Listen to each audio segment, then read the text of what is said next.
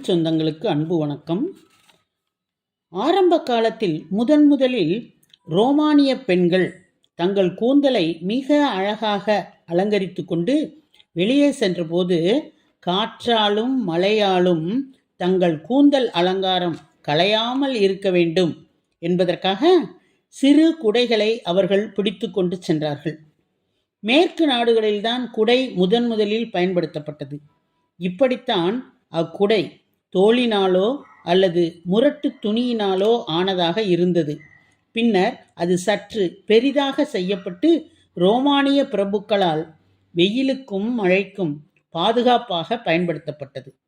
அப்பிரபுக்களுக்கு பின்னே சேவகர்கள் குடைகளை பிடித்து கொண்டு போவது வழக்கமாக இருந்தது. குடையை ஆங்கிலத்தில் அம்ப்ரெல்லா என்று நாம் அழைக்கிறோம். அம்பரா என்றது லத்தீன் சொல்லாகும்.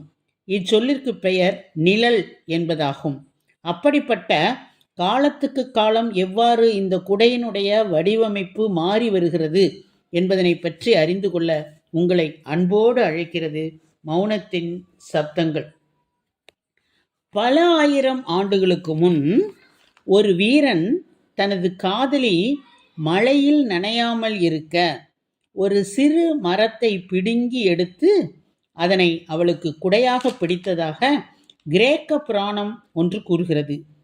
மக்களை பாதுகாப்பதற்காக கண்ணன் மழையையே பிடுங்கி குடை பிடித்ததாக கூறுகிறது இந்து புராணங்கள். பண்டைய காலத்தில் கிழக்கு நாடுகளில் குடை பிடிப்பது என்பது உயர்ந்த அந்தஸ்தை காட்டும் ஒரு சின்னமாக இருந்து வந்தது. இந்தியா, பர்மா, சீனா முதலிய நாடுகளில் அரசர்களும் அரச பிரதானிகளும் மட்டுமே குடைகளை பயன்படுத்தினர். அக்குடைகள் பட்டு துணியால் ஆனவை. தமிழ் மன்னர்களின் அரியணைகளை வெண்கொற்ற குடைகள் அலங்கரித்தன. குடிமக்கள் பயன்படுத்திய அந்த குடைகள் ஓலைகளால் ஆனவை. துணியினால் ஆன சாதாரண குடைகளை மக்கள் பயன்படுத்த ஆரம்பித்தது 16ஆம் நூற்றாண்டின் பிற்பகுதியில்தான்.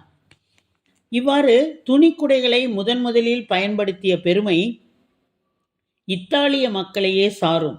அவர்களில் போப் ஆண்டவருக்கும் மத குருக்களுக்கும் பின்னால் குடைபிடித்து மற்றவர்கள் செல்வது மரியாதையின் நிமித்தமாக அல்லது வழக்கமாக இருந்து வந்தது. நம் நாட்டிலும் பண்டை காலம் முதல் இன்று வரை உற்சவ மூர்த்திகளுக்கும் சமயாச்சாரியர்களுக்கும் பெரிய குடைகளை பிடித்து செல்வது வழக்கமாக இருக்கிறது. பிரான்சில் 16ஆம் நூற்றாண்டுக்கு முன்பு திமிங்கல எலும்புகளின் மேல் தோலையோ அல்லது எண்ணெய் துணியையோ வைத்து இணைத்து குடையாக பயன்படுத்தினர். அவை கவனமாகவும் மிக சிறப்பாக அதை எடுத்து சென்றாலும் அவை அதிக எடை கொண்டனவாகவும் பார்ப்பதற்கு அவலட்சணமாகவும் இருந்தன. ஆகவே காலப்போக்கிற்கும் நாகரிகத்திற்கும் ஏற்றவாறு குடைகளில்தான் எத்தனை மாற்றங்கள். ஒரு பட்டனை அழுத்தினால் விரிந்து கொள்ளக்கூடிய குடை, மடக்கி கைக்குள் அடக்கி கொள்ளும் குடை, வேலைக்கு தகுந்த குடை, தகுதிக்கு தகுந்த குடை என விதவிதமான குடைகள் தற்போது சந்தையில் உள்ளன. இத்துடன் பாவையர் தம் மென்கரங்களில் இலகுவாக பற்றி செல்லக்கூடிய கண்கவர் பட்டுக்குடைகள் மிகவும் சிறப்பு வாய்ந்தவை. இந்தியாவில் ஒரு ஆண்டுக்கு 80 லட்சம் குடைகள் விற்பனையாகின்றன என்று புள்ளி விவரங்கள் தெரிவிக்கின்றன. இன்று உலகிலேயே குடை தயாரிப்பதில் முதன்மையாக திகழும் நாடு ஜப்பான் தான். ஒவ்வொரு ஆண்டும் பிப்ரவரி மாதம் 10ஆம் நாள் உலக குடை தினம் என்று அனுசரிக்கப்படுகிறது. அமெரிக்கர்கள் அந்த நாளை குடையுடன் வலம் வந்து கோலாகலமாக கொண்டாடுகின்றனர். ஆனால் நாம் இதில் மிக கவனமாக இருக்க வேண்டும். ரயில் தண்டவாளங்களை நாம் கடக்கும்போது அல்லது தண்டவாளங்களுக்கு அருகில் நிற்கும்போது குடைகளை பிடிக்கவோ விரிக்கவோ கூடாது. அப்படி செய்தால் நமக்கு எலக்ட்ரிக் ஷாக் ஏற்படும் என்று நிரூபிக்கப்பட்டுள்ளது. அதனால்தான் தண்டவாளங்களுக்கு அருகில் குடையை பயன்படுத்தக்கூடாது என்று கூறப்படுகிறது. இதற்கான காரணம் இயற்பியல் அறிவியலுடன் தொடர்புடையது. ரயில் தண்டவாளங்கள் மின்சாரம் திரும்பும் பாதைகளாக, அதாவது எலக்ட்ரிக்கல் ரிட்டர்னாக செயல்படுகின்றன. ரயிலில் உள்ள மேல்நிலை கம்பிகளில் இருந்து ரயில் என்ஜினுக்கு 25 கிலோ வோல்ட் மின்சாரம் வழங்கப்படுகிறது. இந்த வழியில் வரும் மின்னோட்டம் ஒரு சிறப்பு அமைப்பின் மூலம் தரையில் செல்கிறது. இது தொடர்ந்து வந்து கொண்டே இருக்கும். இதனால்தான் ரயில்களில் பயணிப்பவர்களுக்கு மின்சார தாக்கம் ஏற்படுவதில்லை. இருப்பினும் இந்த மின்சாரம் தரையில் செல்லும்போது மக்களுக்கு மின்சாரம் தாக்கலாம். இதற்கு குடையும் ஒரு காரணமாக இருக்கலாம். இந்திய ரயில்வே இது தொடர்பாக பல எச்சரிக்கைகளை வெளியிட்டுள்ளது. ஆகையால் ரயில்வே கிராசிங்கிற்கு அருகில் ரயில் தண்டவாளங்களை நாம் கடக்கும்போது குடையை பயன்படுத்துவதை நிச்சயமாக தவிர்க்க வேண்டும். மின்சார கம்பிகளுக்கு அருகில் குடையை ஒருபோதும் தூக்கவோ விரிக்கவோ கூடாது. பண்டைய காலத்தில் குடை அரசு சின்னமாக கருதப்பட்டது. அரசனின் முடி புனை விழாவில் வெண்மையான குடை அளிக்கப்பட்டதாக கலிங்கத்து பரணி கூறுகிறது. புத்தர் பிறந்ததின் நினைவாக கட்டப்பட்டுள்ள ஸ்தூபங்களில் மீது 3 விதமான குடைகள் இருக்கும். தற்போது கடைகளில் ஃபோன் குடை அறிமுகமாகியுள்ளது. ஃபோன் பிரல்லா என்னும் பெயர் கொண்ட அந்த குடையின் சிறப்பு என்னவென்றால், இதன் கைப்பிடிதான் வழக்கமான கைப்பிடி போல அமைக்கப்படாமல் ஆங்கில எழுத்தான சி என்பதன் வடிவில் அமைக்கப்பட்டுள்ளது. ஆக இதனை நாம் கையில் பிடித்து கொண்டிருக்க வேண்டிய அவசியம் இல்லை. அந்த சி என்ற அமைப்புக்குள் நம்முடைய கையை விட்டுக்கொண்டால் குடையை பிடிக்காமல் கொட்டும் மழையிலும் நனையாமல் ஸ்மார்ட் போனை நாம் கைகளில் வைத்துக்கொண்டு 2 கைகளையும் பயன்படுத்தி குறுஞ்செய்தி அனுப்பலாம். ஸ்மார்ட் போன் யுகத்திற்கு தேவையான புதுமையான வித்தியாசமான குடைதான் இந்த போன் குடை.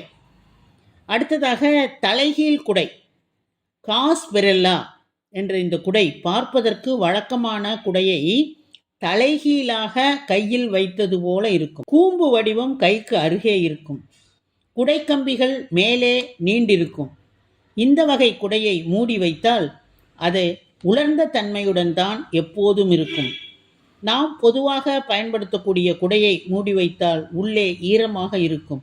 ஆனால் இந்த காஸ் பெரெல்லா குடையில் ஒரு சொட்டு மழைநீர் கூட கீழே வடியாது. எல்லாம் வடிவமைப்பில் உள்ள மகிமைதான். அடுத்ததாக சைக்கிள் குடை. மழைக்காலங்களில் சைக்கிள்களில் செல்லும்போது ஒரு கையால் குடையை பிடித்து கொண்டு செல்ல முடியாது என்ற சிக்கலுக்கு தீர்வாக சைக்கிளில் அப்படியே நிலையாக பொருத்தி கொள்ளும் குடையும் தற்போது கண்டுபிடிக்கப்பட்டுள்ளது. இது சைக்கிள் குடை என்று அழைக்கப்படுகிறது. அடுத்ததாக ஆர்கமி குடை. ஜப்பானின் மிகவும் புகழ்பெற்ற காகிதக்கலையை மையமாக கொண்டது இந்த குடை. இந்த குடையை கம்பிகளோ வேறு எந்த அமைப்புமோ வைத்து தயாரிக்கப்படவில்லை. மைய கம்பி மற்றும் அதன் மீது விரியும் பகுதி மட்டுமே இதற்கு உண்டு. அடுத்ததாக ஏசி குடை. இந்த குடை கோடையில் குளிர்ச்சியாக இருப்பது மட்டுமன்றி இசையால் நம்மை மகிழ்விக்கிறது. மேலும் இந்த குடையை சார்ஜ் செய்யவும் முடியும் என்பது இதன் சிறப்பு. இருளிலும் வெளிச்சத்தை காட்டுகிறது. கொளுத்தும் வெயிலுக்கு இதமான இந்த கண்டுபிடிப்பை ஐடிஐ படிக்கும் ஒரு மாணவர் கண்டுபிடித்துள்ளார். மத்திய பிரதேச மாநிலம் சாகர் மாவட்டத்தில் உள்ள சித்தகவா என்ற கிராமத்தில் வசிக்கக்கூடிய முகேஷ் குமார் என்ற ஐடிஐ மாணவர் கோடை காலத்தை மனதில் வைத்து இந்த குடையை கண்டுபிடித்துள்ளார். ட்ரோன் கேமராவில் பயன்படுத்தப்படும் 4 மோட்டார்கள் மற்றும் ஒரு மின்விசிறியை முகேஷ் இதில் பொருத்தியுள்ளார். அது சிக்னல் கிடைத்தவுடன் ஆன் ஆகும். இந்த குடையின் கீழ் FM ஒன்று நிறுவப்பட்டுள்ளது. பாடல்கள் எப்போதும் நம்மை மகிழ்வித்து கொண்டே இருக்கும். மற்றும் இருளிலும் ஒளிரும் வகையில் 3 விளக்குகள் இதில் வைக்கப்பட்டுள்ளன. இது தவிர இந்த குடையின் மூலம் மொபைலை நாம் ரீசார்ஜ் செய்து கொள்ளவும் முடியும். நடக்கும் போதெல்லாம் காற்று வருவதால் இதனை ஏசி குடை என்று அழைக்கின்றனர்.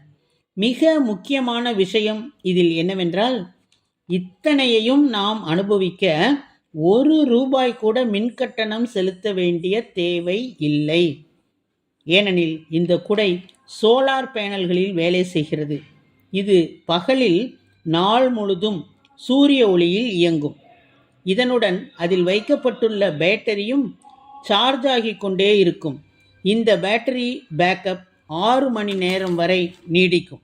இவ்வாறு குடையின் வடிவமைப்பு சார்ந்த சில மாற்றங்கள் புதுமையாக சிந்திப்பதன் மூலம் சாத்தியமாகி இருக்கின்றன. Necessity is the mother of invention என்று சொல்வதைப் போல, குடையை வைத்துக்கொண்டு ஒரு கையில் செல்போனை இயக்க முடியாததாலும், மழை நீரை உள்ளே சேமித்து வைத்துக் கொள்ளக்கூடிய அமைப்பில் குடை இருந்ததாலும், குடை நீண்டதாக இருந்ததனால் அதனை மடக்கிக் கொள்ள வசதியாகவும், வெப்பம் அதிகமாக இருப்பதனால் ஏசி குடையாகவும், சைக்கிளில் செல்லும்போது பிடித்து கொள்ள முடியவில்லை என்பதனால் சைக்கிள் குடையாகவும், கைகளையே பயன்படுத்தாமல் செல்வதற்காக ட்ரோன் குடை என்றும் பல்வேறு வகையான குடைகள் மனிதனுடைய முயற்சியால் கண்டுபிடிக்கப்பட்டுள்ளன. இந்த ஏசி குடை, வைஃபை குடை, ஸ்மார்ட் குடை ஆகியவைகளும் கண்டுபிடிக்கப்பட்டுள்ளன. குடைதானே என்று நாம் அலட்சியமாக நினைக்கலாம். ஆனால் ஆக்கத்திறன் கொண்டவர்கள் அதை அணுகும் விதங்களை பார்த்தால் உண்மையிலேயே நமக்கு மிகவும் வியப்பாக உள்ளது. விண்ணிலிருந்து நம் வீட்டிற்கு வரும் விருந்தாளியாக இருக்கக்கூடிய மழையை தடுத்து நம்மேல் படாமல் காக்கும் இந்த குடையினை வடிவமைப்பில் இத்துணை மாற்றங்களா செய்வது மனிதன் என வியந்து உம்மிடமிருந்து விடைபெறுவது உங்களுடைய அன்பு தோழி கீதா.